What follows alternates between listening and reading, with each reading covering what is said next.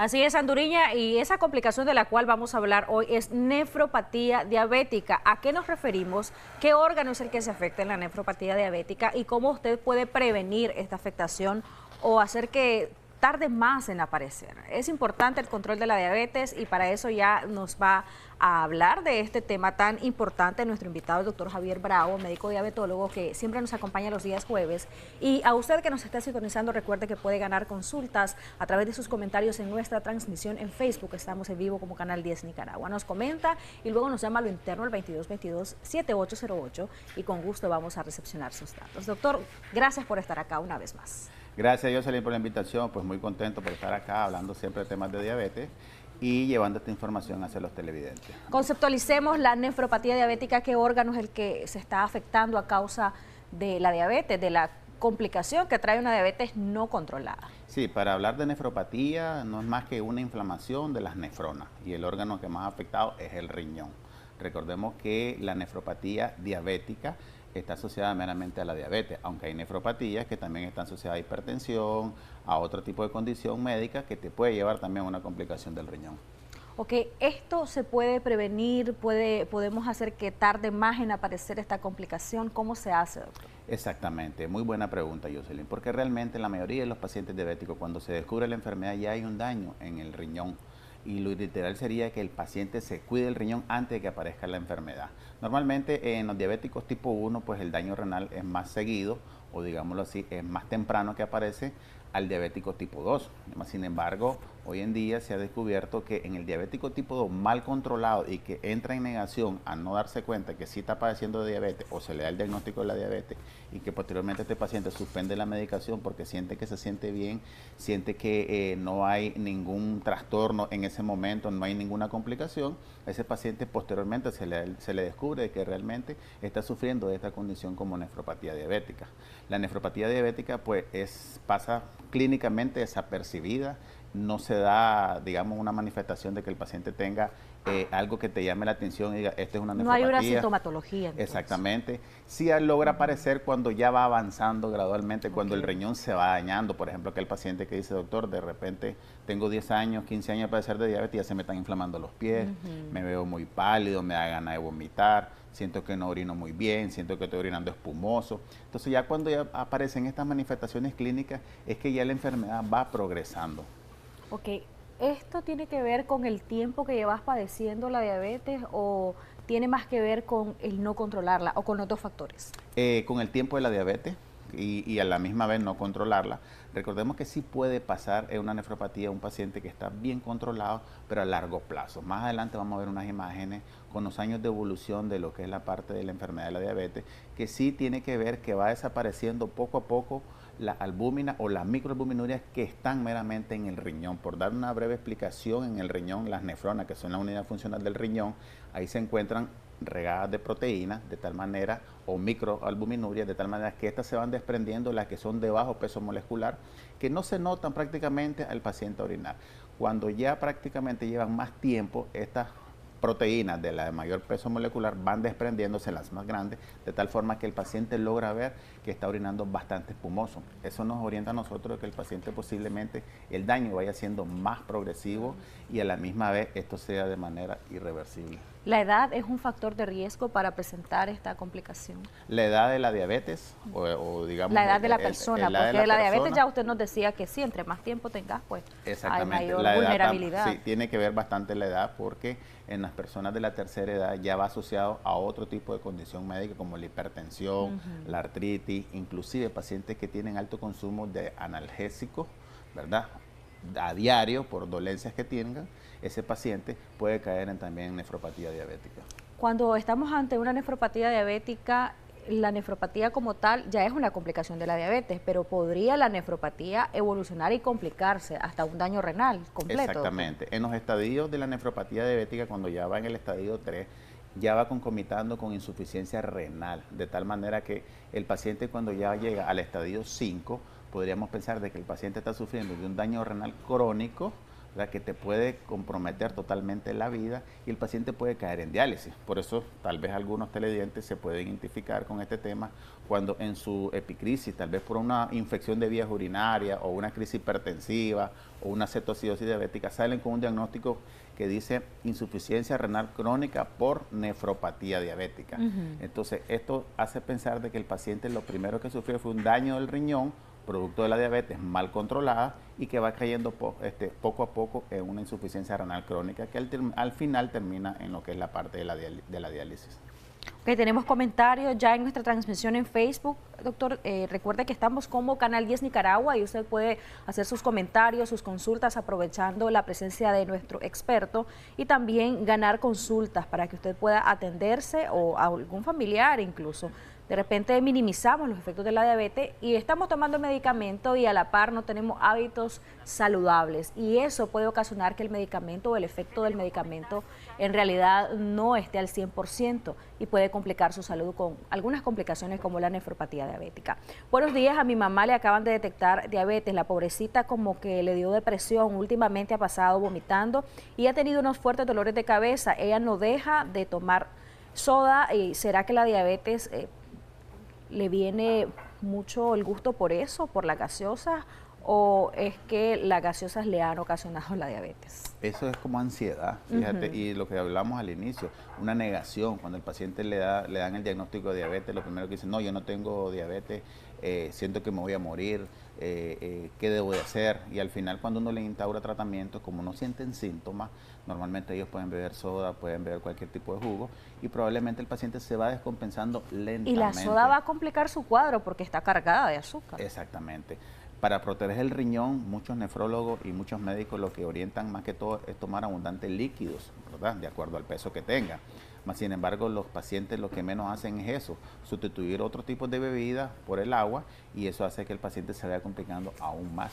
Tenemos otra pregunta. Bueno, antes de pasar a la otra pregunta, ¿qué debería de hacer ella pues con su mamá y la mamá sobre todo? Porque a la par de un diagnóstico no es que por tener diabetes es que te vas a morir ya, y hay que decirlo con toda la claridad, porque a veces te dicen, la diabetes es como el cáncer, te van a cortar un pie, te van a cortar un dedo, y entonces ya el paciente inicia con ese diagnóstico y luego las conjeturas, las opiniones de la gente, y se complica con el solo hecho de saber que tiene diabetes. ¿Qué recomienda? Lo ideal sería que visitara un psicólogo que le oriente un poco más sobre la realidad y a la misma vez pues platicar con el médico, que el médico le explique realmente el panorama de la enfermedad, cuáles serían las posibles complicaciones si no se cuida y cuáles serían los beneficios si el paciente se cuida, porque muchos pacientes tienen más de 20, 30 años y no padecen ni del riñón, ni tienen problemas de amputación, ni tienen problemas de ceguera, porque su diabetes está bastante controlada, su alimentación y su estilo de vida lo han mantenido bárbaramente al 100 y el paciente no se complica. O sea, no porque tengas diabetes es sinónimo de que te vas a morir ya, eso hay que decirlo.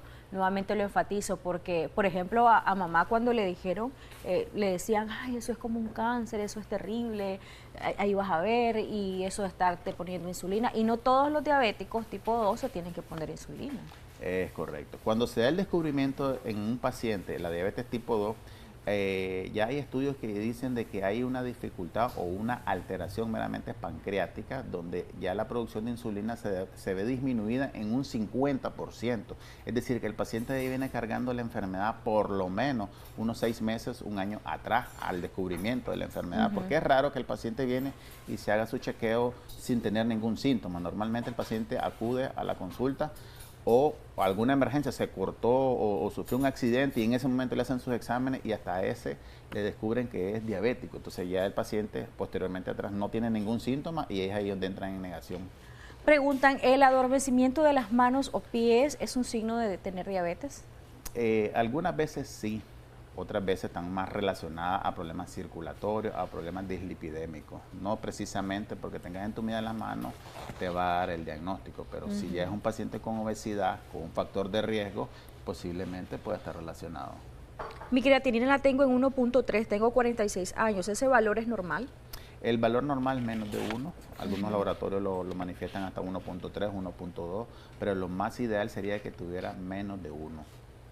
Ok, buenos días, yo tengo 18 años de ser diabética y me diagnosticaron con insuficiencia renal, pero mi creatinina está en 1.6, me bajó a 1.4. ¿Por qué sube y baja? Explíqueme ese punto, doctor, por favor.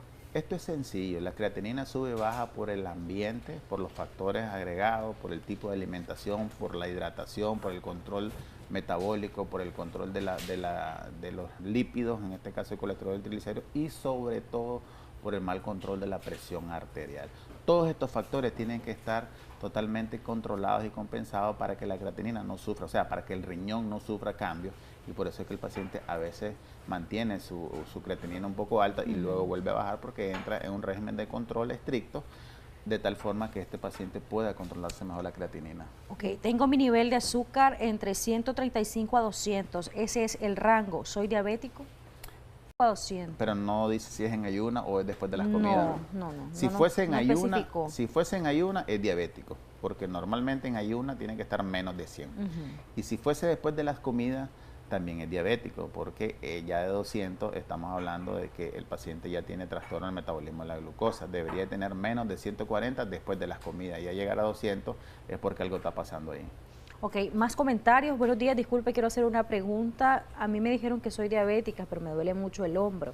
Y me dijeron que soy diabética porque me salió de 103 la glucosa, pero me hice otro examen posterior y me salió de 96. Entonces son dos preguntas en una. Primero aclarar si es diabética o no. En un primer examen 103 y en el otro 96.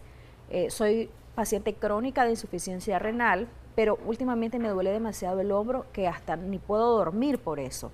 Pregunta si eso estará relacionado a la supuesta diabetes que parece. Fíjate que ahí como que hay un poco de enredo, porque si es una enfermedad crónica renal, no es causada por la diabetes, porque tiene los niveles de glucosa de ese nivel. O no explica si realmente fue diabética y después le desencadenó la enfermedad renal crónica. Pero existe algo que se llama compensación metabólica. Es cuando el paciente diabético en su momento se va dañando el riñón. Y cuando ya cae en una enfermedad renal crónica, este paciente más bien, en vez de tener hiperglicemia, tiene hipoglicemia o niveles de glucosa normales. Y se le suspende todo tipo de medicamentos, tanto hipoglicemiantes orales como insulina, porque su riñón ya no está filtrando bien la glucosa y por ende eso se mantiene estable en la sangre. Pero eso no significa que no tenga la diabetes, sino que ya hay un daño renal crónico.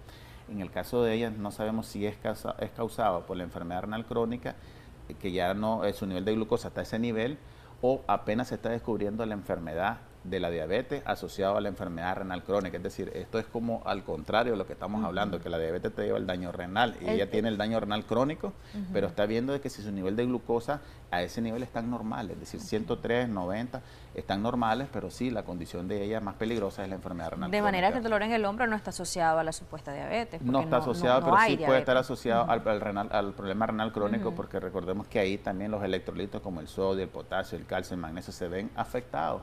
Y el paciente puede tener una neuropatía dirigida a la enfermedad renal crónica, a una fibromialgia también y a múltiples problemas meramente musculares y óseos, por el calcio también, te pueden dar ese tipo de Eso dolor. es importante aclararlo porque cuando te dicen neuropatía casi siempre lo asociamos a que es una complicación de la diabetes y no todas las neuropatías entonces son por diabetes. Exactamente, te puede dar otra condición, enfermedades virales te la puede dar también, enfermedades neurológicas te puede darse una polineuropatía. Recordemos que la polineuropatía las clasificamos como neuropatía, digamos, unilateral, la autonómica y la periférica. Entonces sí hay otros tipos de etiología que te pueden dar dolor también. Ok, tengo 52 años, en estos días he tenido el azúcar, escuche usted doctor, hasta en 500. Me aplico insulina, pero el dolor en las piernas es más fuerte, me cuesta caminar. Mi trabajo es que soy taxista. Eso es muy frecuente, fíjate, en este tipo de pacientes, y he tenido muchos pacientes que son taxistas y que realmente el estrés pero eso de 500, manejar, doctor, disculpe que lo interrumpa, preocupa, amerita esta hospitalización a lo mejor, ¿no? Exactamente, así es. Es tanto así que los pacientes andan entre 400 y 500 y andan conduciendo normalmente y no sienten ningún síntoma, solamente el dolor o a veces la orinadera masiva que tiene. Pero sí es peligroso porque la visión se le puede nublar en ese momento y causarse un accidente propiamente. Yo creo que ese paciente debería estabilizar su nivel de glucosa, manejar su glucómetro, utilizar insulina, tanto de acción rápida como de acción lenta, para un mejor control y saber realmente si el paciente está consumiendo los alimentos adecuados, porque muchos de los pacientes ingieren bebidas en los que andan trabajando o comen fuera y de esa forma el paciente no ve de que se le está subiendo el nivel de glucosa. Hay más comentarios, pero antes de pasar con más comentarios, usted nos trajo una imagen referencial de cómo va esto de la complicación de la nefropatía diabética. La vamos a ubicar en pantalla para que pueda usted explicarlo, doctor. Sí, como podemos ver ahí, Jocelyn, la evolución de la nefropatía, estábamos hablando de ahí de los estadios, el estadio de 1 al 5. Podríamos determinar también los años los años de evolución. Podríamos decir de que si un paciente diabético, ¿verdad?, lleva 30 años, mira cómo lo dice la imagen, 30 años, pero hay pacientes que dicen, pero si yo llevo 15 años o llevo 10 años y ya estoy dializándome. Es decir, esta clasificación fue descubierta cuando el paciente tiene una enfermedad renal evolutiva, es decir, lo fisiológico, lo normal que debería de pasar. Y fíjate lo que mencionamos ahí de la presión arterial. En el estadio 3 ya el paciente va sufriendo un aumento de la presión arterial en el diabético tipo 1, es decir, que el diabético tipo 2 desarrolla primero el aumento de la presión arterial de acuerdo a los estadios, a diferencia del diabético tipo 1, porque el diabético tipo 1 se controla mejor. Y otra cosa importante que podemos ver ahí, la albuminuria, que es lo que decíamos, que es las albúminas, podemos determinar que ya en el estadio 3 es cuando ya se van presentando el número entre 30 a 300 miligramos al día, de tal manera que este paciente puede tener de 6 hasta 15 años de evolución de la enfermedad. Es decir, en este estadio casi la mayoría de los pacientes se ven descubiertos en el diabético tipo 2, porque realmente estos pacientes no se cuidan. Y podemos notar ahí las características donde se ven afectadas ya en el estadio 4 y 5, que ya hay un daño de insuficiencia renal, ya hay una progresión de la enfermedad. Estamos hablando de que ya el filtrado del riñón se va totalmente disminuyendo. Imagínate en el estadio 5 que ya el paciente tiene de 0 a 10 ml por minuto de orina, es decir, que va disminuyendo totalmente y es cuando el paciente ya se inflama, ya tiene anemia, ya tiene la hipertensión, no se le baja con ningún medicamento, a veces tenemos que utilizar hasta 4 antihipertensivos, diuréticos, es decir, un montón de fármacos que al final el paciente lo que necesita es la diálisis.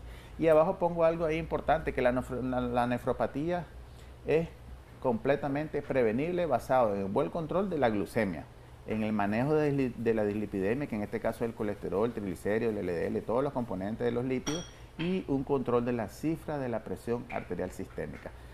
Esto, si nosotros el paciente lo tenemos ahí en la consulta y hacemos un buen control, pero tiene que ser periódicamente. Lo que pasa es que hay pacientes que llegan una vez a la consulta y se aparecen hasta los 3, 4, 5, hasta los 8 meses. Sí. Y cuando ya llegan con un problema de complicación de la hipertensión o un problema del colesterol y triglicéridos. Entonces dice, no, ya estoy aburrido de estar tomando medicamentos, ya no quiero tomar nada, yo me siento bien.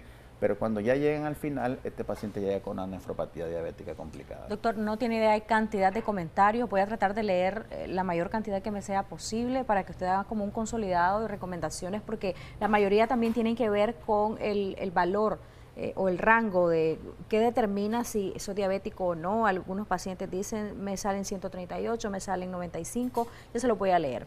Buen día, tengo 54 años y me diagnosticaron diabetes tipo 2, pero hace 4 meses me retiraron el medicamento porque me dijeron que la tengo controlada con resultados de 138 en ayuna. ¿Es correcto? No es correcto, porque se supone que si el paciente tiene niveles de glucosa altos y está con tratamiento, es porque el tratamiento le está ayudando. De tal manera que lo ideal sería bajarle un poco la dosis del fármaco oral y ver si ese paciente está haciendo ejercicio y si cambió el estilo de vida. Es decir, el estilo de vida tiene que ver con la alimentación. Si cambió todo eso, puede mantenerse con dosis bajas de medicamentos y con alimentación. Buen día, doctor. Buen día, Jocelyn. Mi esposo tiene 58 años de edad, es un hombre sano, pero hace 5 meses ha venido bajando rápido de peso, ha perdido casi 20 libras y sin hacer ejercicios ni dieta. Todos preguntan si tiene diabetes. El problema es que él se niega a hacerse exámenes y ahora le está afectando las piernas porque siente hormigueo. Hay que descartar que sea diabético, hay que buscar la causa. Si es por la diabetes, hay que hacerse su examen de laboratorio, que es lo más probable, el 50%. El otro 50% agregarlo a otra condición, a otras enfermedades virales, que no prefiero decir, pero sí, mejor que asista a consulta dirigido a la enfermedad como es la diabetes. Ok, yo soy diabética, pero los niveles de azúcar en ayuna me salen entre 135 y 200. Ese es el rango que mantengo. ¿Cómo considera que estoy? Está bastante alto. está bastante alto. Debería tener en ayuna menos de 120, menos de 110. Aunque sea diabética. Aunque sea diabético. Y después de las comidas tiene que manejar por lo menos 180, 160. Y depende de la edad, no dice la edad, ¿verdad? No. Porque una persona en la tercera edad, los niveles de glucosa son un poquito más altos. Tengo 71 años y padezco de desgaste en la cervical y el azúcar se me eleva a 450. ¿Qué me recomienda, doctor? Control de la enfermedad, importantísimo. Si utiliza hipoglicemiantes orales, aumentar la dosis, y si utiliza insulina, aumentar la dosis hasta que su nivel de glucosa baje y cambiar la alimentación. Hablemos de eso ya para ir concluyendo, doctor, ese cambio de estilo de vida.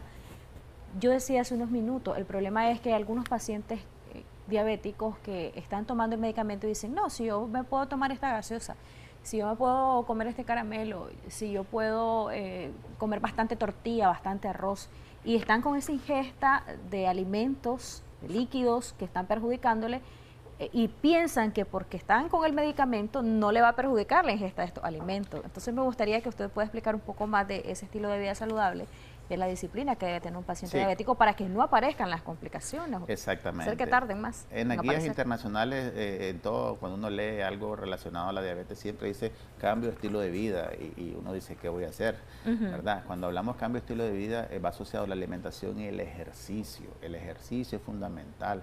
Recordemos que parte de la masa muscular se va perdiendo después de los 40 años, entonces el paciente es necesario que haga ejercicio de masa muscular pues para evitar lo que sea un deterioro del mismo y a la misma vez mejorar su nivel de glucosa, porque la utilización de la glucosa por el músculo. Cuando hablamos de cambios de hábito alimenticio es por lo que tú dices, Yoselin, porque la mayoría de los pacientes que yo he atendido le preguntamos, ¿usted qué toma? Yo bebo café en la mañana, pero le echo un poquitito de azúcar y le echo un poquito más de agua, algo simplón. Hago fresco, pero igual está dulce, le echo más agua porque realmente así lo siento menos dulce. Y hay pacientes diabéticos que sí, por los años de diabetes, algunos manifiestan de que les da como ansiedad de chuparse un bombón, ansiedad de comer y beber algo dulce, de tal manera que se están descontrolando. Entonces, lo ideal sería que el paciente maneje un poquito de los alimentos como son carbohidratos, como son proteínas y como son grasas.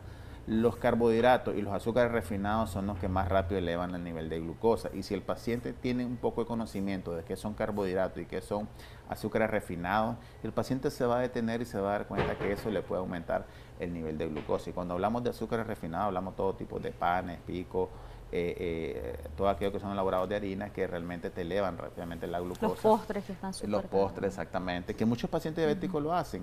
Se ingieren un postre después de ingerir un almuerzo y por ende se le eleva el nivel de glucosa. Pacientes que están controlados lo hacen, pero con precaución, porque sabe que se han venido chequeando su glucosa y se han mantenido controlados en ese aspecto y lo pueden hacer. Tienen esa libertad de hacerlo. En cambio, aquel paciente con obesidad, aquel paciente mal controlado, aquel paciente que no se aplica su insulina el día de hoy o el día de ayer y se lo va a aplicar hasta mañana y más sin embargo está desobediente en la alimentación, el paciente que se complica más rápido, aquel paciente que pierde peso rápidamente, como lo decían ahí, es un paciente que se está notando de que está complicando. No es normal que un paciente diabético con tratamiento pierda peso enormemente. Sí va a perder peso por el cambio de hábito alimenticio. Sí. Entonces, siempre nosotros los diabetólogos tratamos de ayudarnos o de auxiliarnos con una nutricionista para que lo guíe en cuanto a la alimentación, porque muchos pacientes dicen, bueno, yo estoy a dieta, yo solo como verduras cocidas, más nada, pero se está perdiendo la cantidad de proteína que necesita el músculo, se está perdiendo parte de grasa que tiene que ingerir, se está perdiendo algunos carbohidratos que puede consumir. No precisamente el paciente va a eliminar todo, sino que va a ir variando y va a ir buscando la manera de cómo debe consumir el alimento. Es decir, si un paciente va a un buffet, no significa que porque ahí tiene el buffet va a comer de todo, sino que va a escoger un carbohidrato, puede escoger una proteína, puede escoger ensalada y ese va a ser su almuerzo. Algo balanceado. Y la parte del ejercicio, de la actividad física, según la edad y la condición del paciente, también es importante hacerlo. Así es. Muchos recomiendan lo que son 10 minutos, por lo menos 3 veces a la semana. Si el paciente se va adaptando al ejercicio, lo puede hacer 4 veces a la semana. Y si ya tiene años, lo puede hacer diario y descansar un día a la semana. y posteriormente introducir un poquito a pesar que haga cardio, introducir un poquito de lo que es ejercicios de fuerza, ¿verdad? Con pesa un poco baja, que le ayude un poco al músculo a estar en movimiento, y eso va a generar cambio en la glucosa. He tenido muchos pacientes que hacen ejercicio y que le hemos bajado la cantidad de insulina, le hemos bajado la cantidad de medicamentos, porque se mantienen más controlados haciendo ejercicio y cambiando el estilo de vida, que estar ingiriendo fármaco y fármaco. Y imagínate, Jocelyn, un paciente que se le descubre la enfermedad y no hace ejercicio y no cambia el estilo de vida, ya no va a ir con una pastilla, va a ir con dos, después aparece el dolor, después aparece la hipertensión, después aparece la dislipidemia, y ya va con 3, 4, y cuando mira son polimedicados, ya tienen 7, 8, hasta 10 pastillas, después aparece una infección renal, y al final el paciente va a tener muchos efectos secundarios que te pueden causar daño al final, pues, de la edad. Y la calidad de vida, pues evidentemente no es la mejor. No es la mejor, exactamente. Tanto fármaco, y a pesar de los fármacos, si no hay cambio en el estilo de vida, siempre van a haber complicaciones. Doctor, así es. Un gusto haber conversado con usted. El tema estuvo muy participativo por parte de nuestra audiencia. Agradecemos esa confianza. Preguntan dónde lo pueden encontrar.